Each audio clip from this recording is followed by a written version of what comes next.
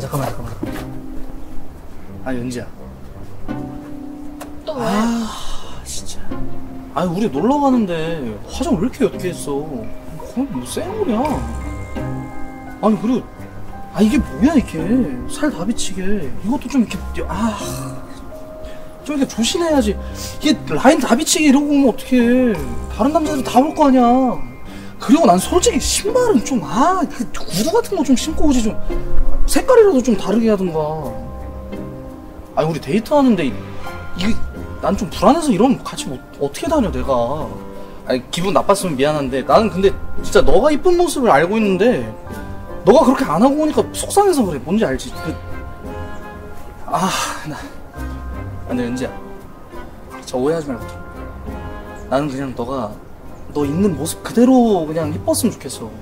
막 이렇게 어거지로 막 살 보이고 라인 드러나고 이런 거 안 했으면 좋겠어. 좀 그냥 우리 헤어지자. 어? 나 너무 힘들어.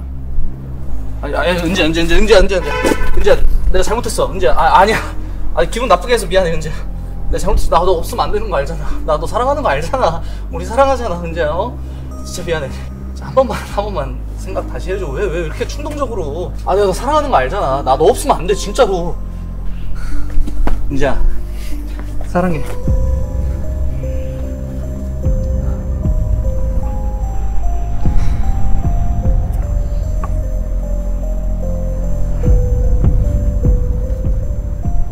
은지야, 너 가스라이팅 들어봤지? 들어봤죠. 근데 저는 가스라이팅을 안 당하는 사람이거든요. 그래서 이 사람이 무슨 말을 했을 때 이 사람 가스라이팅을 하네? 라는 걸 저는 이제 알아요. 그럼 사귀는 사람 중에서 너를 상대로 가스라이팅을 하려는 사람도 있었어? 많았죠. 심지어 옷부터 터치를 하는 거죠. 더 막 여성스럽고 다양하게 입었으면 좋겠다라고 하더라고요. 그렇다고 제가 맨날 이렇게 뭐 이렇게 가슴 뭐 찌찌 다 내놓고 다니는 것도 아니고 가릴 때 다 가리고 다니는데 저 옷은 그래도 내가 사랑하는 사람을 위해서는 그 취향을 맞춰줄 수는 있겠다. 그런 거 전 취향을 좀 맞춰주긴 했는데 제 직업에 대해서 터치를 하는 그런 부분이 좀 많았어요. 너 빨리 그만둬라. 언제까지 할 거냐. 참 이게 어떻게 보면 요즘 가스라이팅이 되게 문제가 많이 되고 있거든. 근데 이 가스라이팅은 법률적 용어는 아니야. 세뇌적인 의미를 갖는 건데 실무에서 보면은 가스라이팅이 어떻게 보면 집착에서 이게 발현되는 부분이 있어. 내가 상대방을 사랑하는데 상대방은 내가 원하는 걸 해줘야 되는 거 아니야? 이런 어떤 개념이거든.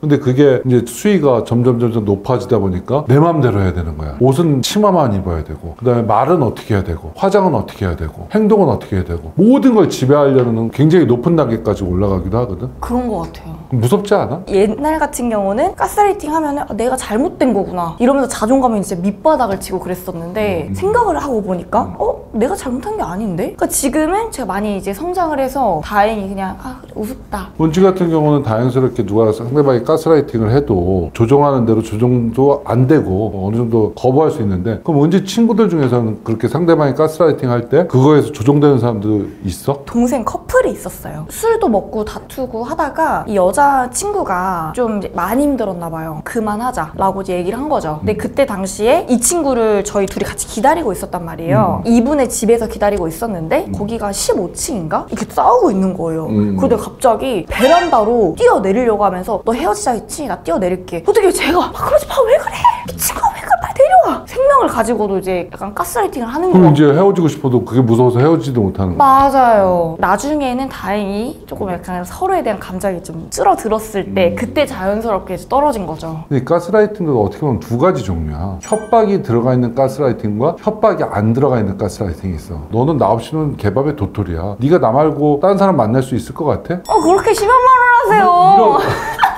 이런 가스라이팅은 사실 협박은 안 들어가 있는 거거든. 협박이 들어가는 가스라이팅은 어떤 거냐면은 우리 그 성관계 할 때 동영상 찍은 거 있지? 너 나하고 헤어지면 이거 온라인을 풀고 다 죽어버릴 거야. 너 나하고 헤어지면 네 가족들 다 죽여버릴 거야. 이렇게 협박이 들어가는 가스라이팅이 있는 거야. 그런 경우에는 이거 데이트 폭력으로 신고 가능하죠? 데이트 폭력 신고 가능하지. 협박이기도 하니까. 근데 이 가스라이팅이 무서운 게 이 가스라이팅인지를 알면은 신고를 하는데 막상 만나고 있는 동안에는 저 사람이 나를 그만큼 사랑하는구나 이런 식으로 받아들이는 경우가 많아. 그러니까 내가 어느 정도 맞춰줘야지. 이런 식의 반응을 보이다 보니까 이게 점점 수위가 높아지는 거예요. 마음대로 일어나지도 못하고 자지도 못하고 행동도 못하고 이제 결국은 갑갑함에 내가 더 이상 이 사람 만나면 죽을 것 같거든. 그러면서 이제 보이기 시작하는 거야. 저 사람이 날 가스라이팅 하는구나. 여기서 벗어나고 싶다. 그만 만나고 싶다. 근데 그 순간 여기서 발전하는 게 뭔지 알아? 속칭 데이트 폭력. 이걸로 발전할 수도 있어. 가스라이팅을 하잖아? 그래서 어느 정도 날 따라왔단 말이야. 내가 원하는 대로 옷도 입어주고 인형이 된 거죠. 근데 내 인형이 갑자기 내 말을 안 듣기 시작하네? 그럼 화나죠 그러면. 파괴 본능이 생겨버리는 거야. 죽여버릴까? 네가 나를 그만 만나자고 해? 어떻게? 내 마음대로 해야 되는데 내 마음대로 안 되거든. 분노하고 파괴하고 싶고. 근데 여기서 문제는 뭐냐면은 만약에 연인 간에 데이트 폭력이 생기잖아? 그래서 이제 나 더 이상 만나기 싫어. 그래서 경찰에 신고하잖아? 그러면은 접근 금지 가처분을 내려준다고. 대부분의 사람들은 더 이상 접근하면 안 되는구나 이런 생각을 하면서 접근을 안 할 수도 있어. 근데 이게 정도가 넘어가잖아. 접근금지 가처분 어겨봤자 뭐 크게 페널티 받지 않거든. 아 그래요? 그러니까 상대방을 죽이거나 칼로 찌르거나 이런 사람들은 그 접근금지 가처분이 무섭지가 않은 사람들인 거야. 재범의 위험성이 있다거나 중대범죄를 할 위험성이 있거나 그러면은 구속을 하거든. 근데 문제는 이런 사람들은 전과가 없어요. 했다는 게 결국은 한 번 때렸다는 거야. 두 번 때렸다는 걸 수도 있어. 데이트하는 과정에서 두 번 때렸는데 이 사람 구속할 수 있을 것 같아? 어렵죠. 구속이 잘 안 된다고. 왜? 전과가 없기 때문에. 그리고 직업도 멀쩡해. 근데 한 번, 두 번 쫓아다니고 계속 만나달라고 했는데 그걸 가지고 스토킹으로 구속을 해? 구속이 안 돼. 제가 예전에 9년 전쯤인가? 연애를 잠깐 했었는데 이분이 그 당시에 제 회사를 찾아왔었거든요. 제가 지금 그만 만나자 이러니까. 근데 그분 같은 성격은 제가 화를 내잖아요. 그러면 더 화내요. 더 소리를 지르고 어떻게 헤어졌는지는 제가 잘 자세하게 기억은 안 나는데 그러고 나서 제가 미디어에 노출이 되는 그런 직업을 갖고 있잖아요. 한 5년 전부터인가 계속 저한테 연락을 하는 거예요. 나 일하고 있어 이렇게 예쁘게 찍어둔 사진들이 몇 개 있거든요. 그걸 저한테 보내면서 너 나 기억 안 나냐. 그리고 제가 가끔 뭐 사람들 뭐 질문 이런 걸 받아줄 때 뭐 예를 들어서 뭐 비데도 여자분들은 그래도 비데 쓰는 게 좋다. 용변을 보고 나면 이런 말을 했을 때 은지야 여자는 절대 쓰면 안 돼. 너 균올마 막 이런 막 온갖 얘기들 보고 싶다 이러고 제가 어떤 행사가 있을 때 공지를 올릴 거 아니에요. 거기에 찾아오고 나서 DM으로 저한테 다음날에 은지야 너 이뻐졌더라. 실제로 얼굴을 본 적이 있어요. 제가 또 어떤 행사가 있었는데 키가 좀 커요. 제가 서 있는 키가 여기면 나 기억 안 나? 어이씨. 너 나 기억 안 나?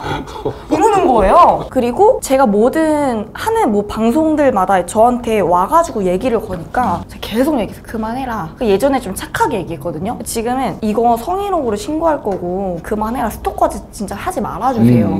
다행히 지금은 연락은 안 오지만 연락이 오면은 변호사님께 의뢰를 좀 해야 될 것 같아요. 그래서 내가 이런 게 중대범죄로 이어질 수 있다고 했잖아. 그래서 일단 만약에 자기가 뭔가 집착을 하는 모습을 스스로 느꼈다고 하면은 그 사람들한테 꼭 얘기해 주고 싶은 게 뭐냐면은 내가 마음만 바꾸면 되지 이런 생각하면 안 돼. 이거는 성향이 그렇게 돼버린 거야. 이거는 스스로가 병이라고 생각해야 돼. 내가 지금 아픈 거야. 이 아픈 상황을 인정해야 치료가 가능한 거라고. 담배에 중독된 사람들이 나 이거 끊을 수 있어 라고 생각하면 못 끊어. 나는 지금 중독된 상태임을 인정해야 내가 담배를 끊으려는 노력을 할 수 있는 건데 내가 집착을 하는 거에 대해서 내가 마음만 바꾸면 다른 사람 만나면 안 그래. 그렇게 하는 순간 이 사람은 집착을 버릴 수가 없어. 자기가 아프다. 그렇기 때문에 나는 이걸 치료받아야 된다. 이렇게 생각을 하고 접근을 해야 돼. 그리고 만약에 상대방이 집착하는 뭔가 성향을 보이잖아. 저 사람이 나를 사랑하기 때문에 집착한다라고 생각하는 순간 더 깊은 수렁에 빠진다고. 뭔가 상대방이 집착하는 성향을 보이잖아. 그 관계는 종료해야 하는 게 맞아. 집착이 만약에 정도가 지나치면 그 관계는 절대로 행복할 수가 없어. 그래서 그 단계에서 조금만 더 깊어지면은 상대방의 집착의 정도는 더 높아지는 거고 그 관계를 종료하는 데 따른 부작용이 강력범죄, 데이트 폭력 이런 걸로 발현될 수 있는 거라고. 최근에는 그런 판례도 있어. 너무 좋아서 그 상대방이 살고 있는 집 주변에서 어슬렁거려. 상대방은 와 있는지도 몰라. 나중에 이게 CCTV에 확인이 됐거든. 이것조차 스토킹의 유죄로 나온 판결이 있어요. 그만큼 싫다는 관계 속에서 더 이상 지속하는 거는 범죄가 될 수 있다. 근데 또 문제는 이거야. 다 싫다고 하다가 싸웠다가 다시 또 만나는 경우가 많다는 거야. 그쵸. 싸웠다고 무조건 다 헤어져. 아니죠. 헤어지자고 얘기하지. 근데 그 다음날 또 만나는 경우도 많잖아. 그쵸.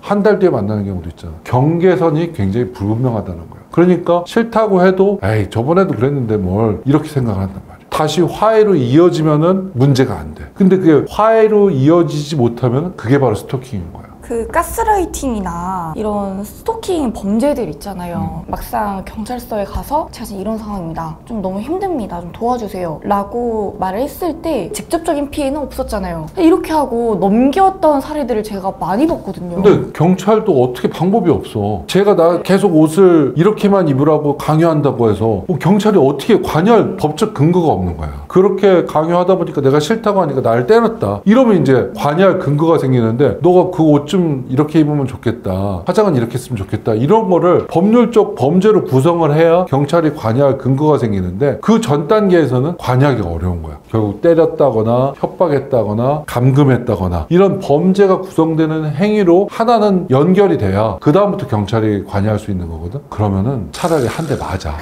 그것도 하나의 제발 방법이야. 때려줘. 상대방을 한번 도발하라고. 내 스스로는 도저히 못 끝나겠다. 이건 공권력의 도움이 필요하다. 그러면 한 대 맞을 수 있는 상황을 만드는 것도 하나의 방법이야. 근데 물론 너무 세게 맞는 상황 말고 계속 그 상대방이 원하는 걸 안 들어주면은 얘가 분노가 굉장히 상승하고 그 과정에서 만약에 신체적에다 유형력을 가했다고 하면은 그때부터는 경찰이 개입할 수가 있어. 그럼 스토킹 같은 경우는 뭐 방법이 없는 거죠? 대부분 신고하잖아. 1000건 중에 거의 999건은 해결이 돼. 사람들이 막 그렇게 연락하다가도 너 범죄자 된다고 하면 대부분 떨어져 나가거든. 근데 문제는 해결되지 않는 한 건이 문제야. 스토킹 해봤자 접근 금지. 죄가 인정되면 벌금이잖아. 나 그런 거 무섭지 않아. 나 쟤 죽이고 나도 죽을 거야. 이걸 뛰어넘는 강력 범죄를 막을 수 있는 방법은 유일한 방법이 구속이야. 근데 구속할 수 있는 상황이 안 되는 거야. 초범이지. 계속 집에 찾아간 것밖에 없는데 그걸 어떻게 구속하겠어. 그래서 내가 항상 얘기하는 게 스토킹 범죄에서 구속하는 어떤 기준하고 그 이외의 범죄하고의 기준을 좀 달리해야 돼. 그렇지 않으면 이 스토킹의 1000건 중에서 아주 발생하기 희박한 한 건을 막기는 어려워. 구속만이 막을 수 있는 유일한 방법이거든. 저도 이제 그 스토커 그 사람을 이제 생각을 하면은 아까도 말씀드렸듯이 도발을 하면은 큰일 나요. 그러니까 그냥 최대한 좋게 좋게 하고 그러려고 하는데 제가 괜히 센 말을 했다가 저는 이제 피해가 올 것 같은 거예요. 진짜 뭐 칼을 들고 집에 찾아올 수도 무섭지. 있고.